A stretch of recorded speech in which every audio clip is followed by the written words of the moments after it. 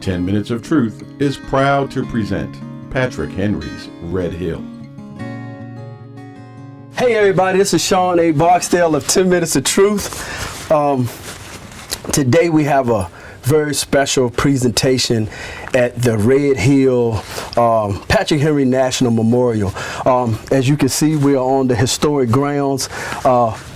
I love country life because it's quiet. You can kind of hear if you be quiet, you can hear the birds chirping a little bit. We have two beautiful ladies that we'll be interviewing today. First, we have the CEO, Miss Hope E. Marston, and we have Miss Takisha Fox, the Director of Community Engagement and Programming. How you ladies doing today? Doing great. Absolutely, absolutely. Thank you guys so much for having us here. This is very special, as we'll see, and as we dig into this conversation, why it's so important to everybody, right? Not just here, but it will be important to you too, the nation.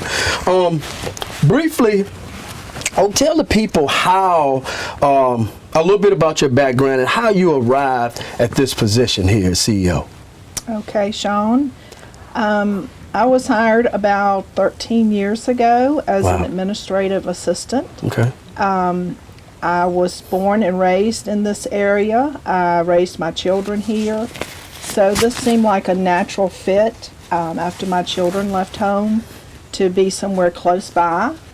So the minute I started working here, I realized this was a special place and where I'd always wanted to be. It's been the best job I've ever had. So I've just evolved with the organization and moved up and was appointed CEO a few years ago. Okay. So moved up through the ranks. Yes, I did. That's a beautiful thing. That's a beautiful thing. And that's what this conversation will be about, how to moving forward, right? So, Miss Takisha Fox. Yes. I met Takisha a few months ago at a speaking engagement, and this little lady runs up to me. She said, "Can I take a picture with you?" And, I mean, it was, from there, these conversations started. And as y'all know, 10 Minutes of Truth, we're home. Right, and we're about relationships, and we're about forming relationships and nurturing them. Right. So, tell the people a little bit about your background and how you became program director here. Well, Sean, thank you for being here. Thank you for having me here. Thank you. I'm from Keysville, Virginia, and my background is in business administration and strategic communications. I ran across Red Hill when I was looking for a position that I could utilize my role in the community. Okay. And I felt like this is not a job for me. This is a passion of mine. I get to go out in the community and talk about Patrick Henry, Red Hill, the great things we do at Red Hill, the enslaved that used to live here, the quarter plays, as well as the beautiful staff that I have the pleasure of working with.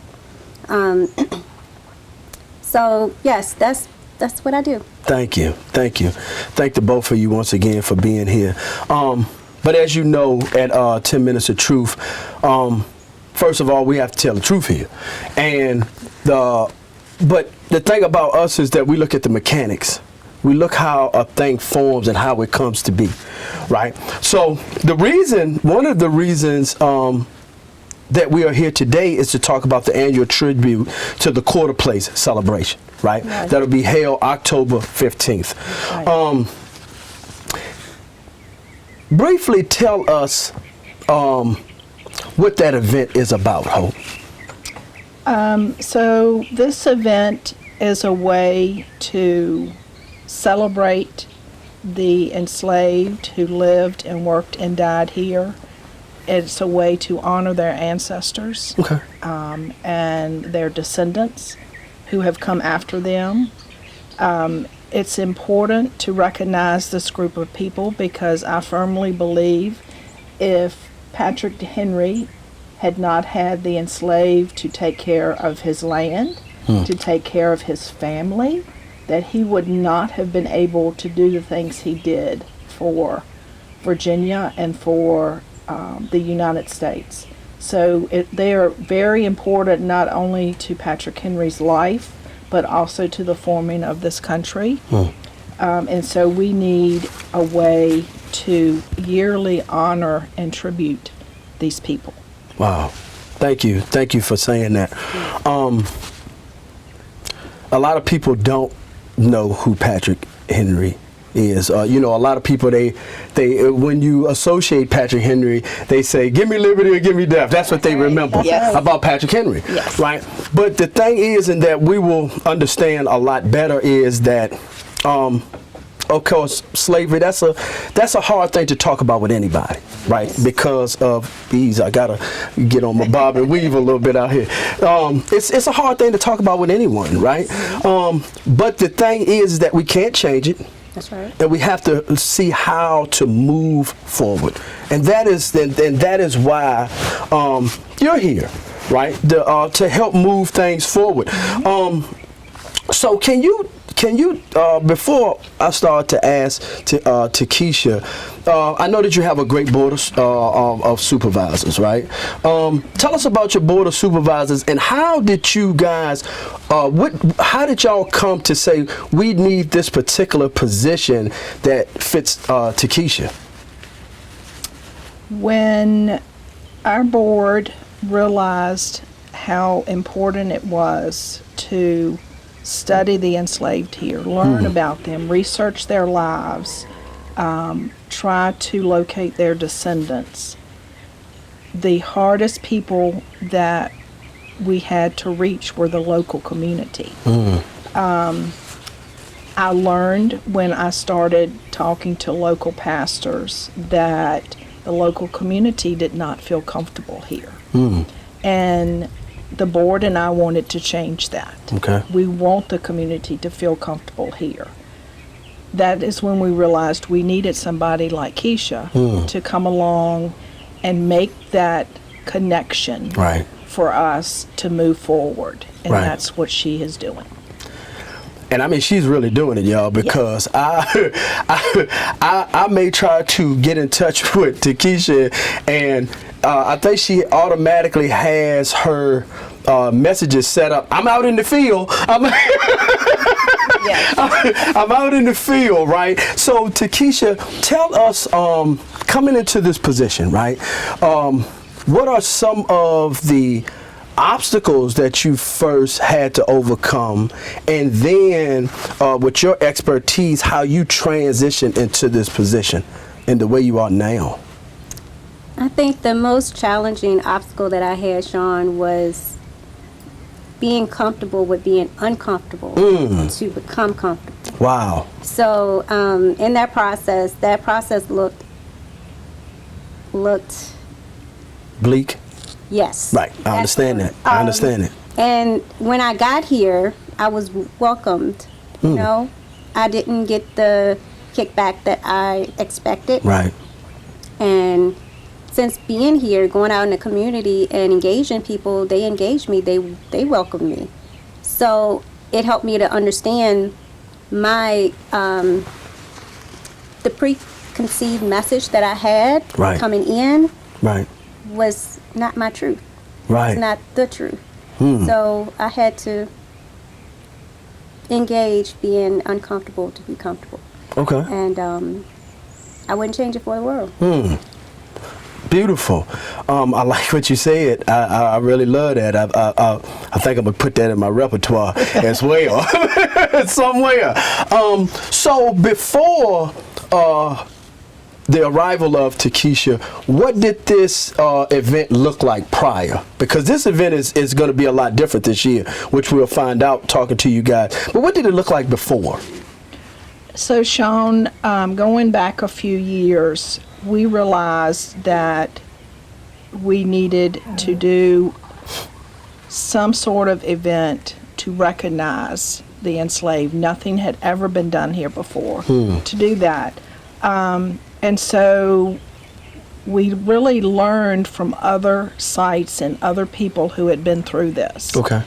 I visited other historic sites. I talked to lots of people, and everybody said that one of the first things we needed to do was to have a ceremony at the cemetery, the enslaved cemetery, and make that a sacred place where everybody would feel welcome.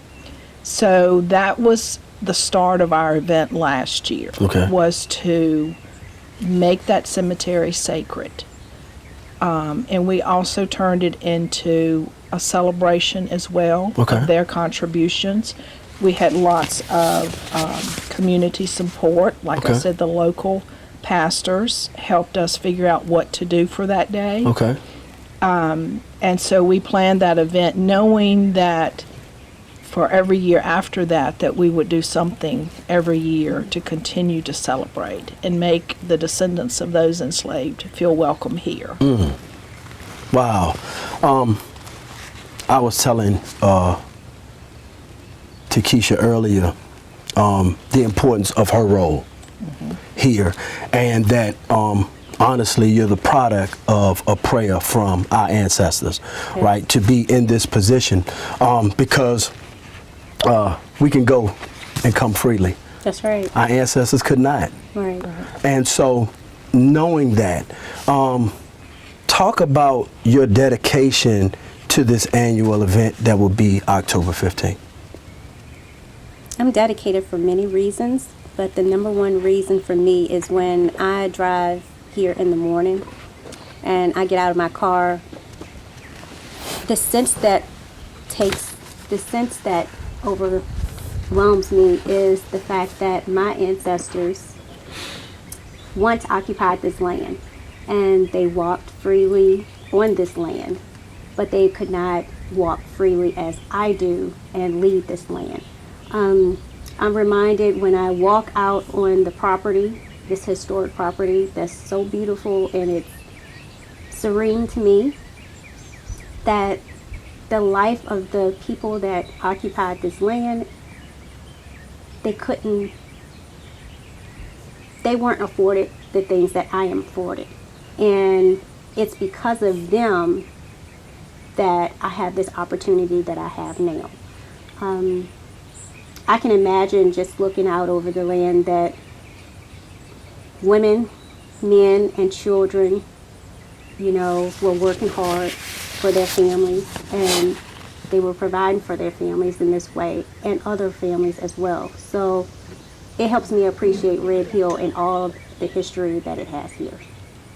Beautiful, beautiful. So let's talk about this collaboration here on what this event is going to look like, right? Because this is going to be a spectacular event. Yes, it is. From, the interactings that I have been doing with you guys, and, us going out in the community and talking about it ourselves, because I'll be the first to say here at 10 Minutes of Truth, Sean A. Barksdale, that I endorse this dialogue, right, of change, of diversity, of moving forward, right? Because it's important, because I understand a little bit better with these interactions and these talks that we've been having, how important it is not just to talk about slavery, but history, the history of Red Hill itself. Right? So what are some of the things that we can look forward to on October 15th here at Red Hill? Well, we're going to have a lot going on, Sean. I'm hoping that you're going to be here. I will. I definitely will. I'm hoping that you guys will come out and celebrate with us as well. Absolutely. We're going to have Kumba dancing. We're going to have a 12-year-old boy that wrote his own book. Read his book to us, and he will be set up to sell his book as well. We're going to have family heirloom display. We're going to have the presentation of impactful and insightful quarter place presentation for everybody to join in and give their input and suggestions and advice on what they would like to see happen with quarter place. We'll also have the reconstruction presentation of the cabin, the enslaved cabin, and what that will look like once it's finished. And we will also have dialogue about what Red Hill plans to do for quarter place. Oh wow, that's exciting. That's beautiful. The grounds are immense, And as you come in, you know it's a lot of rich history here. So it takes a lot to run it. Yes. Talk about your staff a little bit. The staff that helps you run a place like this. I'm glad you brought that up, Sean, because I think I have the most amazing staff of anywhere. It's a small staff, but I consider us a team. We're all team players, and we could not do what we do without the whole team pitching in. Everybody has to do a little bit of everything at times. Right now, we only have one groundskeeper, if you can imagine. Oh, wow. We have a handful of full-time office staff, Okay. and then we have a handful of volunteers, and we have some part-time visitor center associates who greet the visitors. Okay. With that small staff, though, I think we're able to accomplish a lot. Education is very important to our mission, and so we welcome field trips here from school children, adult groups as well. We love to book those. We Okay. have several big events through the year. And this event coming up is one of our most important ones, and we're excited to be doing that. We will have a lot of volunteers that day to help the staff as well. I had this rag in my hand, right? Of course, because it's hot. I'm sweating. Me Hope's too. sweating. Takisha's sweating. And honestly, we could have did this inside. We could have did it in the AC. They have a beautiful conference room that hopefully you'll see in another segment. But we wanted to do this naturally. We wanted to do this because we want our community, and I'm going to let Keisha speak to the minority community and the nation as well about why they need to be here, why we want them to be here, because our ancestors, just imagine having to work day in and day out. It's rough, right? And so that is one of the reasons that we came out here, so that you can, well, you can't feel it right there in your couch in your AC, but we wanted you guys to really understand that we're serious about the progress, that we want to naturally show you the change that Red Hill is actually making and trying to make. So Takisha, I want you to look at that camera right there and allow our community, right, to know why they need to be here, why they should be here beside you, giving you their suggestions. Well, Sean, that's a great question. The reason why I think that you guys should be here is basically the same reason why I'm here. I have a love for Red Hill. I have a passion for Red Hill, and I know the significance of this place. Our ancestors worked here. Our ancestors lived here. Our ancestors could not leave here. So it's just like a family member of your own that you cherish that once was here and left. You want to cherish every memory that you have of them.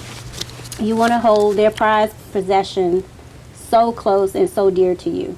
Think about Red Hill as that way. Look at what they did to pave the way for us. So if you come here, you will be able to experience what I experience on a daily basis. You will be able to feel what I feel on a daily basis. And you'll be able to see and imagine when you look over the grounds, you'll be able to see people out there in the fields working hard to make way for us. So that's why you need to be here, to be able to see it, experience it for yourself, and to feel what I feel. That's beautifully put. I will say this. I chose to be angry for a long time, not just with slavery. I pointed the finger at a lot of people, right, besides myself. But once I started to take accountability, my life started to change. Red Hill, and under the guidance and guise of a great person that I've met, such as Hope, they recognize this and they say, okay, let's change things. That's what this is about. It's about the change. So I implore you, to come and get the history of the Quarter Place, the history of Red Hill. Walk the grounds. And this is not just for the minority community. This is for the nation. Everybody, they have so much here that for everyone, for everybody. That's right. And it is very important that we're here. Once again, thank you, ladies, so much for having us. Allow them to know how they can get in touch with you guys. Well, you can visit our website, redhill.org. You can also go to our social media accounts, Facebook, Instagram, and LinkedIn. And you can also swing by our visitor center here at Red Hill and speak to any one of our friendly associates and staff members and ask all the questions that you need. We are here to answer them for you. Beautiful, beautiful. Once again, thank you so much, Hope, for having us. Thank you, Takisha, for having us. This is Sean A. Barksdale, and this has been 10 Minutes of Truth. Thank you. Thank you for watching and listening, and you can follow us on Facebook. You can find us on Instagram. And please follow us on Twitter. And don't forget to like, share, and subscribe to Patrick Henry's Red Hill YouTube channel. Thank you. Thank you for watching or listening. 10 Minutes of Truth is available on all of these podcast platforms.